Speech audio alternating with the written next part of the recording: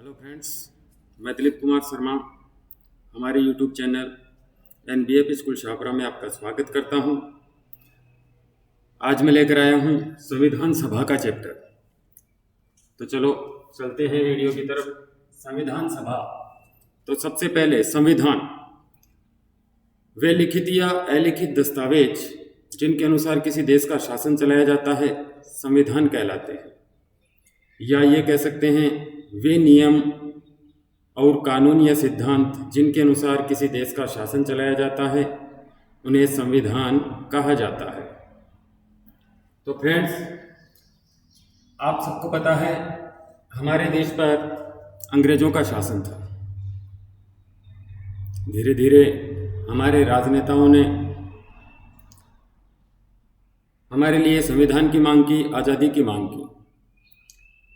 तो 1946 में ब्रिटेन से एक कैबिनेट मिशन भारत आया जिसमें कुल 3 सदस्य थे। सर पैट्रिक लॉरेंस इसके अध्यक्ष थे, दूसरे सदस्य सर स्टेफर्ड क्रिप्स और A.V. अलेक्जेंडर। ये कुल 3 सदस्य कैबिनेट मिशन के तहत भारत आए। इनका कार्य था भारत के लिए संविधान सभा का प्रारूप तैयार करना या संविधान सभा के गठन की तैयारी करना। तो देखिए, कैबिनेट मिशन के प्रस्ताव के आधार पर भारत में संविधान सभा के लिए चुनाव निर्धारित किए गए और चुनावों के अंदर कुल सदस्य संख्या का निर्धारण किया गया 389 सदस्य।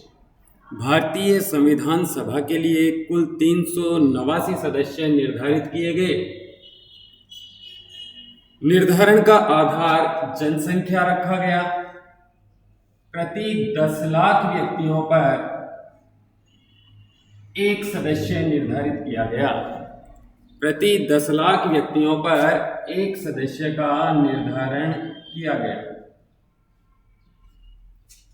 अब ये जो चुनाव होने थे ये 2 प्रकार से। 292 सदस्यों का निर्धारण किया गया ब्रिटिश प्रांतों से।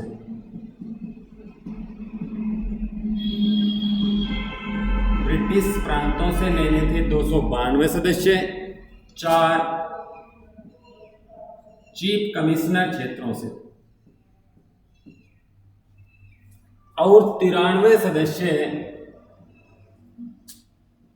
देशी रियासतों से निर्धारित किए गए। तो जो 292 और 296 सदस्य हैं इनका निर्वाचन करना था और 93 सदस्य देशी रियासतों के राजाओं या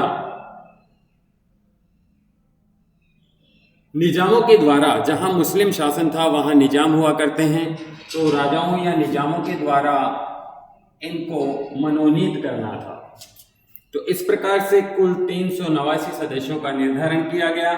चुनाव हो जाने के बाद कांग्रेस पार्टी, जो देश की सबसे बड़ी पार्टी थी, इसको 208 सीटें मिली और मुस्लिम लीग को 73 सीटें मिली, बाकी अन्य दलों को मिली।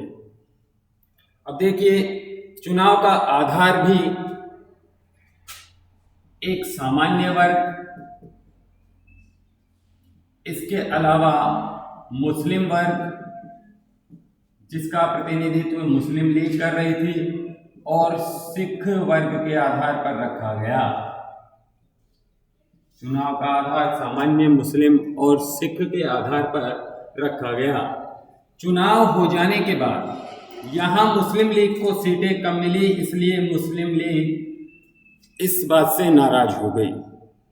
चुनाव हो जाने के बाद प्रथम बैठक हुई 9 दिसंबर 1946 को। 9 दिसंबर 1946 को प्रथम बैठक हुई जिसके अंदर डॉक्टर सच्चिदानंद सिन्हा को संविधान सभा का अस्थायी अध्यक्ष चुना गया। डॉक्टर सच्चिदानंद सिन्हा को 9 दिसंबर 1946 को प्रथम बैठक में संविधान सभा का अस्थायी अध्यक्ष चुना गया। यहां मुस्लिम लीग ने प्रथम बैठक का बहिष्कार कर दिया, इसमें मुस्लिम लीग शामिल नहीं हुई। फिर दूसरी बैठक 11 दिसंबर 1946 को हुई। इसमें डॉक्टर राजेंद्र प्रसाद को संविधान सभा का स्थायी अध्यक्ष बनाया गया। डॉक्टर राजेंद्र प्रसाद संविधान सभा के स्थायी अध्यक्ष और डॉक्टर सच्चिदानंद सिन्हा ये संविधान सभा के अस्थायी अध्यक्ष। फिर 13 दिसंबर 1946 इस दिन पंडित जवाहरलाल नेहरू ने उद्देश्य प्रस्ताव लिया।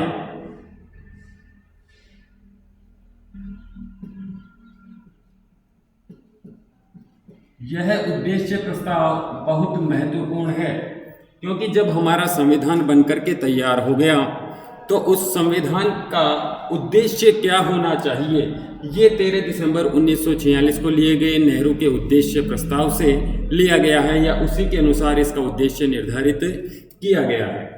अब ये 13 दिसंबर 1946 को उद्देश्य प्रस्ताव लिया गया, लेकिन ये पारित हुआ 22 जनवरी 1947 को। 22 जनवरी 1947 को उद्देश्य प्रस्ताव पारित हुआ और उसके बाद संविधान निर्माण का कार्य करने के लिए 13 समितियों का गठन किया गया। कुल समितियों का गठन किया गया 13 समितियों का, जिनमें कुछ मुख्य इस प्रकार से हैं। संचालन समिति जो इस संविधान निर्माण के कार्यों का संचालन करे, तो संचालन समिति का अध्यक्ष संविधान सभा के अध्यक्ष डॉक्टर राजेंद्र प्रसाद को ही बनाया गया। डॉक्टर राजेंद्र प्रसाद ही संचालन समिति के अध्यक्ष बने। इसके अलावा दूसरी मुख्य समिति है प्रांत संचालन समिति। तो आपको पता है प्रांतों का एकीकरण करने का कार्य या रियासतों का एकीकरण करने का कार्य, उन्हें भारत के अंदर जोड़ने का कार्य सरदार वल्लभ भाई पटेल ने किया। तो इसका अध्यक्ष बनाया गया डॉक्टर वल्लभ भाई पटेल को। इसके बाद आती है संघ शक्ति समिति। संघ के आधार पर तो इसके अध्यक्ष बने पंडित जवाहरलाल नेहरू। प्रारूप समिति का अध्यक्ष बनाया गया डॉक्टर भीमराव अंबेडकर को। डॉक्टर भीमराव अंबेडकर प्रारूप समिति के अध्यक्ष बने। इस प्रारूप समिति में भीमराव अंबेडकर सहित कुल 7 सदस्य थे, जिनका कार्य संविधान का प्रारूप तैयार करना था।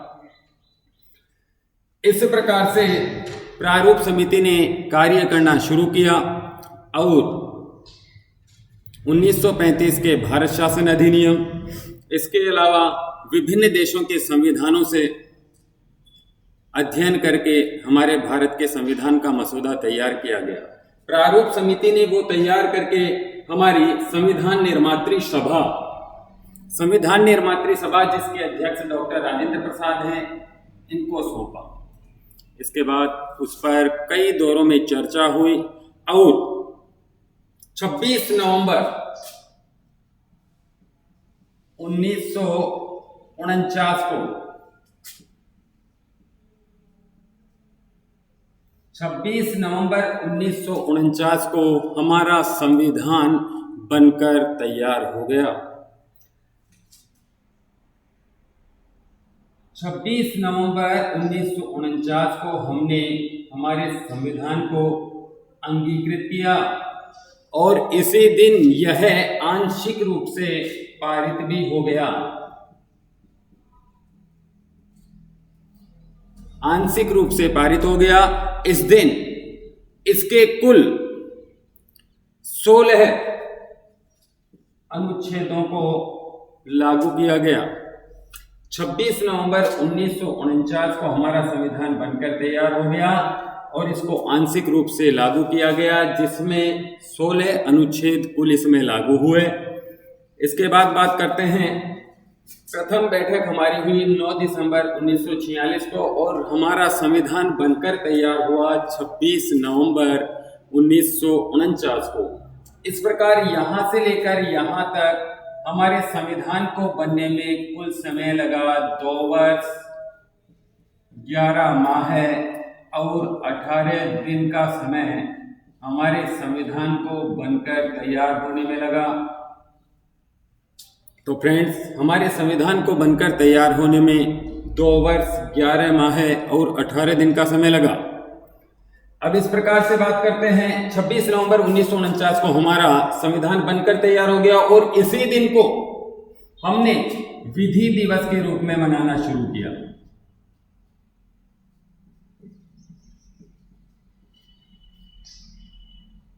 छब्बीस नवंबर को हमने विधि दिवस के रूप में मनाना शुरू किया, जो वर्तमान में संविधान दिवस के रूप में मनाया जाता है। इसे बाद में संविधान दिवस बना दिया गया। अब चूंकि हमारा संविधान बनकर के तैयार हो गया था 26 नवंबर 1949 को, लेकिन इसे लागू किया गया 26 जनवरी 1950 को हमारे संविधान को लागू किया गया और इसी दिन से हमारा देश गणतंत्र हो गया और इस दिन पूर्णतः पूरे देश में संविधान को लागू किया गया। तो फ्रेंड्स, 26 जनवरी 1950 को क्यों हमारे संविधान को लागू किया गया, इस प्रकार के क्वेश्चन पूछ लिए जाते हैं। तो देखिए, 26 जनवरी को कांग्रेस के लाहौर अधिवेशन में पूर्ण स्वतंत्रता की घोषणा कर दी गई थी। उस दिन से हमने स्वतंत्रता दिवस मनाने का फैसला किया था। इस प्रकार से यह एक ऐतिहासिक दिन था और उसी ऐतिहासिक दिन के महत्व को बढ़ाने के लिए या महत्व को बरकरार रखने के लिए 26 जनवरी को हमने हमारे संविधान को लागू किया। इस प्रकार 26 जनवरी 1950 को हमारा संविधान लागू हुआ। अब देखिए, ये हमारा संविधान बनकर के तैयार हो गया, लागू हो गया। अब यहां आता है कि जब 15 अगस्त 1947 को हमारा देश आजाद हुआ, हमारा देश आजाद हुआ 15 अगस्त 1947 को।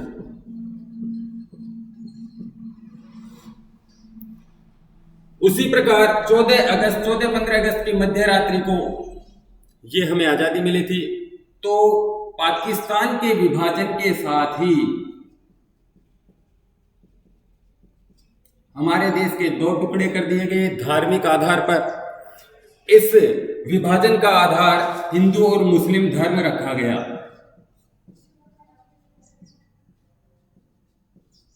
हिंदू और मुस्लिम धर्म, इस विभाजन का आधार रखा गया।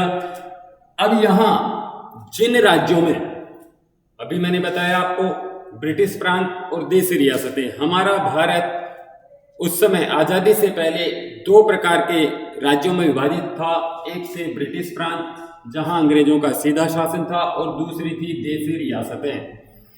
तो ब्रिटिश प्रांतों का विभाजन निर्धारित किया गया। जो हमारा स्वतंत्रता अधिनियम है, उसी के तहत पाकिस्तान को बनाने के लिए ये निर्धारण किया गया। तो जो प्रांत हिंदू बाहुल्य थे उन्हें जो प्रांत हिंदू बाहुल्य थे उन्हें भारत, और जो प्रांत मुस्लिम बाहुल्य थे उन्हें पाकिस्तान बनाया गया। लेकिन कुछ प्रांत ऐसे थे जहां हिंदू और मुस्लिम आबादी लगभग बराबर थी, तो उन्हें जिले के आधार पर या तहसीलों के आधार पर बांटा गया। जिस प्रकार से हमारा पंजाब और पश्चिम बंगाल, ये 2 राज्य ऐसे थे जिनका जिले और तहसीलों के आधार पर बंटवारा हुआ। आधा भाग पाकिस्तान में और आधा भाग भारत में रह गया। तो यहां से पाकिस्तान के निर्धारण के साथ ही हमारे जो संविधान सभा के सदस्य हैं, उनकी संख्या रह जाती है 299। पाक विभाजन के बाद हमारे संविधान सभा के सदस्यों की संख्या 299 रह गई। और अंतिम रूप से जो अंतिम बैठक हमारी हुई 24 जनवरी को, संविधान सभा की अंतिम बैठक हुई 24 जनवरी 1950 को। इसमें अंतिम रूप से 284 सदस्यों ने संविधान पर अपने हस्ताक्षर किए। 24 जनवरी 1950 को अंतिम बैठक जो हमारे संविधान की हुई, उसमें 284 सदस्यों ने उस पर हस्ताक्षर किए। इस प्रकार केवल 284 सदस्य जो उस दिन उपस्थित थे जिन्होंने हस्ताक्षर किए और हमारा संविधान बनकर तैयार हो गया। 26 जनवरी 1950 को इसे लागू किया गया और इसके कुल अधिवेशन हुए 12। संविधान की कुल अधिवेशनों की संख्या 12 है, लेकिन अगर 24 जनवरी 1950 के अंतिम अधिवेशन को इसमें जोड़ते हैं तो ये संख्या 12 होती है। कंपटीशन एग्जामों में जहां ऑप्शन 11 हो तो आपको 11 ही करना है, क्योंकि ये 24 जनवरी वाले अंतिम बैठक को भी इसमें जोड़ के इसकी संख्या 12 निर्धारित की गई है। इस प्रकार हमारा देश गणतंत्र घोषित हुआ 26 जनवरी 1950 को। तो फ्रेंड्स, आज के लिए इतना ही।